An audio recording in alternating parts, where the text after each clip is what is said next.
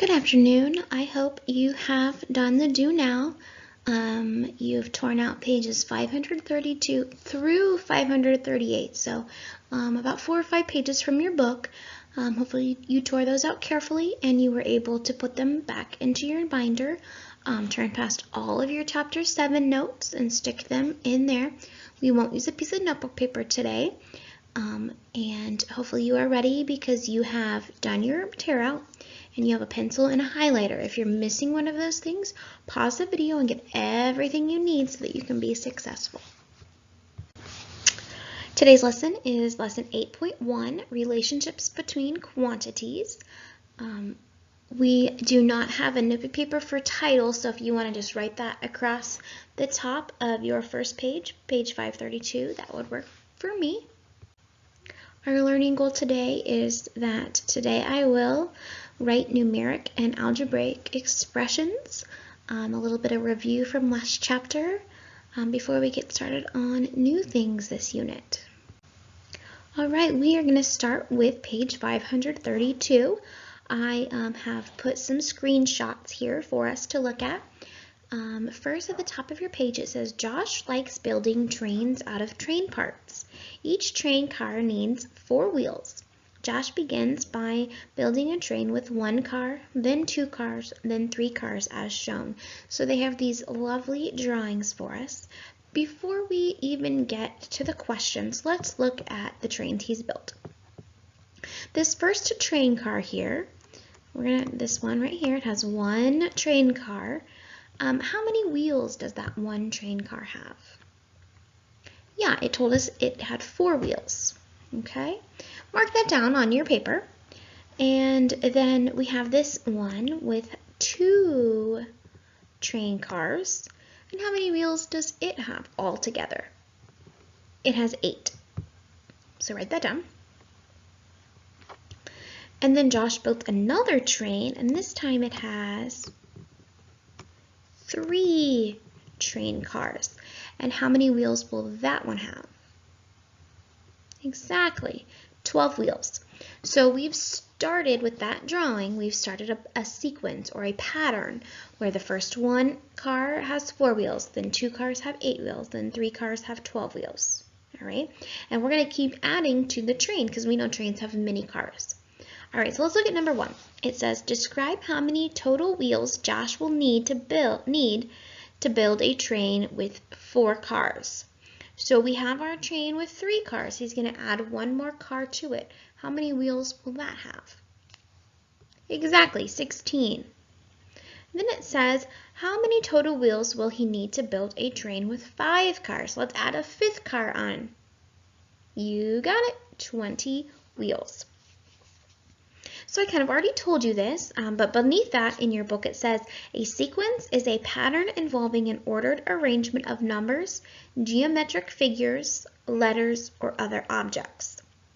That is a vocabulary word. So I want you to grab your highlighter and I would like you to highlight that. Give you some time to do that. I know that you all have worked with patterns and number patterns in your past, so today we're just calling them a sequence. Okay, so the number of train cars and the number of wheels are sequences.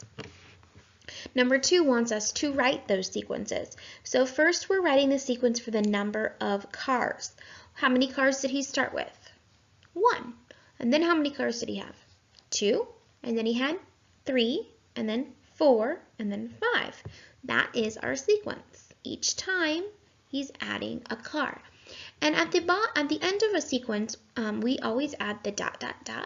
That shows us or tells the person reading your sequence that it's going on forever. We couldn't finish this sequence because he could keep adding and adding and adding, and in theory, his train could be forever long. All right. The other sequence we're going to write is the number of wheels. So how many wheels did we start with?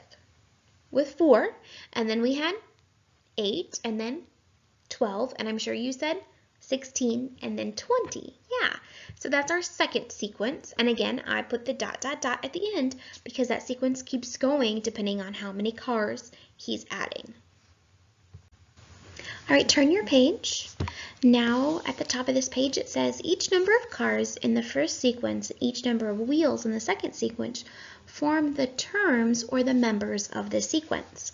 A term is a number, a variable, or a product of numbers and variables. That's another vocabulary word, so grab your highlighter and go ahead and highlight that sentence.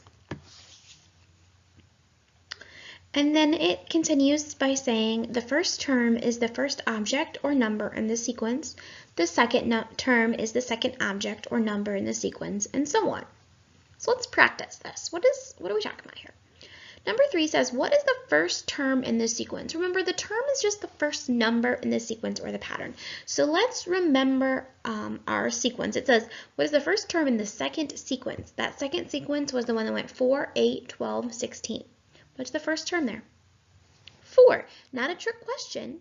It's just what is the first number in the sequence? And it is 4. The number 4 says what is the fifth term in the first sequence? Remember, our first sequence was the number of train cars. So it was 1 car, 2 car, 3 cars, 4 cars. What would the fifth term be? 5 cars, exactly. You're just continuing your sequence. That's the fifth number in the sequence. So if it wasn't 1, 2, 3, 4, 5, we could just count 1 term, 2 term, 3 terms, and then see which one was the fifth. All right, number 5 says, what are the 2 quantities that change in Josh's train building situation? What's changing each time? What's the first thing that's changing? Yeah, the number of train cars. And what's the second thing? How many wheels he needs. Perfect. All right, then we have number 6. It says, explain how you would determine the number of wheels needed to make a train with 7 cars, 6 cars, 7 cars, and 8 cars. Well, we can just do what we've been doing, and we just keep adding 4 each time. So we know that 5 cars have 20 wheels. Well, if it's 6 cars and we're adding 4 more, then it's going to take 24 wheels. And if we have 7 cars, we add 4 more, and it's 28. So how many on 8 cars? Exactly, you're just going to add 4 more, and it's 32 wheels. All right, so the number 7 says, describe in your own words how to calculate the number of wheels needed if the train has any number of cars. So now we have no idea how many cars there are. What could we do? I think you probably said we could multiply, right? What would we have to multiply to do that? Exactly. We are going to multiply the number of cars by 4 because we know that every single car has to have 4 wheels. So no matter how many cars we have, we can just do cars times 4. All right, now 8 says, now that you know this, write an algebraic expression to represent the number of wheels needed to build a train with an unknown number of cars. Algebraic expression needs a variable, correct. So, variable. Well, I don't know how many cars there are. Since I don't know how many cars, that is my variable. So pick a letter or a variable. And what are we going to do with that variable? We're going to multiply it by 4. So my expression is going to be 4n. Remember, I could pick any variable I wanted. So if you picked C for cars or whatever it might be. And then remember, the 4 is the coefficient, and I can put it right next to that variable, and that means to multiply. I don't need to write 4 times n. I can just write 4n because I know that means to multiply. All right, go ahead and turn your page again. And we're not going to do the top half of that page. We're going to kind of skip down to this section.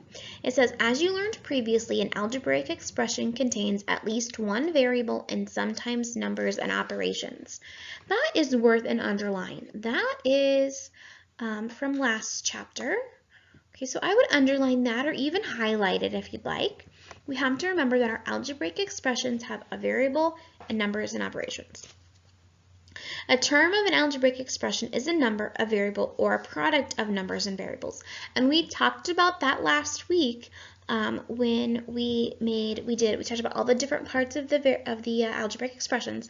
And remember, terms are always added or subtracted to each other. So let's look at this example right here. Go ahead and highlight this example. This is an algebraic expression. It's 3x plus 4y minus 7. Each part of that is a term. And it goes on to say that that expression has 3 terms. And I knew it had 3 terms because there were 3 things being added or subtracted. The terms are 3x, 4y, and 7. Okay, the operations, addition and subtraction, those separate out my terms. So, and they go into more clarification that, the first term is 3 times x, the second term is 4 times y, and the third term was our constant of 7. Okay? All right, turn on your page and let's practice. It says, let's consider 2 algebraic expressions. So we have 8 plus 5x, and we have 8 minus 5x. It says, A says, identify the terms in each expression. I'm going to call this expression 1 and this one expression 2 for my answers. Okay? So I'm going to do expression 1 and you tell me the answer to expression 2. So if I'm going to identify the number of terms in expression 1, I see that 8 is added to 5x, and those are the 2 things being separated by addition. So there are 2 terms. How many terms are in the second expression? Exactly, there's an 8 and a 5x again being separated by subtraction though, so there are again 2 terms. B says identify the operation. Well, it's addition because there's a plus sign. What's the operation in 2, guys? Subtraction, good job. C, identify the terms in each expression. For my expression, the terms are 8 and 5x, and I know that because 8 and 5x are what are being separated by the operation. How about your expression? You are so right, 8 and 5x. Those are the 2 terms being separated by subtraction. Nice job. All right, and then D says, what is the same in both expressions? I notice that both of them have a number 8. What else do they both have? An x. So they have the same variable. All right. And then it says, what is different in the expressions? Yeah, one is subtraction and one is addition. So the operations are different. All right, number 2 says, identify the terms. Actually, it says identify the number of terms and then the terms themselves for each expression. A is 4 minus 3x. How many terms are there? 2, right. And what are the terms? 4 and 3x, yeah. Then B says 4a minus 9 plus 3a. How many terms are there? 3. And what are they? 4a, 9, and 3a. Perfect. All right, go ahead and pause. And with your teammates, could you do C for me, please? All right, so how many terms did you say C had? 4. And what were they? Yep, 7b, 9x, 3a, and 12. Fantastic. All right, and then it says, write an algebraic expression that represents each situation. You guys are pros at this. This is what we did last chapter. So it says, Diego drove at a constant rate of 60 miles per hour. How many miles did he drive in t hours? So what are we going to do? We're going to multiply. What are we multiplying? Yeah, 60 times t. Nice job. All right, B, the cost of a school lunch is $1.60. How much money is collected if N students bought lunch? Again, what's our operation? Multiplication. So $1.60 times N. Fabulous. Jackie has 12 cookies. She wants to share them equally among her friends. How many cookies does each friend receive if she has F friends? So if she's sharing them equally, we are dividing. So are we going to take the friends divided by the cookies or the cookies divided by the friends? I hope you said you wanted to divide your cookies among your friends. That means that the 12 comes first, divided by F, right? Right. Donald has $145 in his savings account. How much is left if he withdraws $D? What is if you withdraw your money from the bank? What's that mean? You're taking it out. They are giving you the money, so you're taking it out of your savings account and you're putting it in your pocket. So what operation would we do? Yeah, we're going to subtract. So he had $145 and he subtracts D dollars. Nice job. All right, go ahead and try E, F, and G with your teams. And when you guys are ready, press play and check your answers. So E says the cost of rent to rent a storage unit is $125. The cost will be shared equally among a number of people, P, who are storing their belongings. How much will each person pay? If you're sharing equally, you are dividing. So what did you guys say? Good job. 125 divided by P. Chairs cost $35 and sofas cost $75. How much would it cost to purchase X chairs and Y sofas? What operation did you guys use? I am so proud of you. Addition. So what did you write? Good job. 35X plus 75Y. Fabulous. And the last one, used paperback books cost $6.25 each with a shipping and handling cost of $8.75. What is the cost of X books? That one can be kind of tricky. There are two operations here. What did you do first? Okay, so $6.25 times X gets you how much the books are going to cost. And then you had to add in the shipping. So you did $6.25X plus $8.75. That one was a little tricky. This is my books. And then no matter how many books I buy, there will be $7.75 added on. So that's second. Okay, nice job. Thank you for working with me today and practicing algebraic expressions. Now I have some practice for you. I would like you all to complete pages 534 and 538 on your own. It will be due tomorrow. It should be review and shouldn't take you too long. Thank you for watching, and I'll see you tomorrow.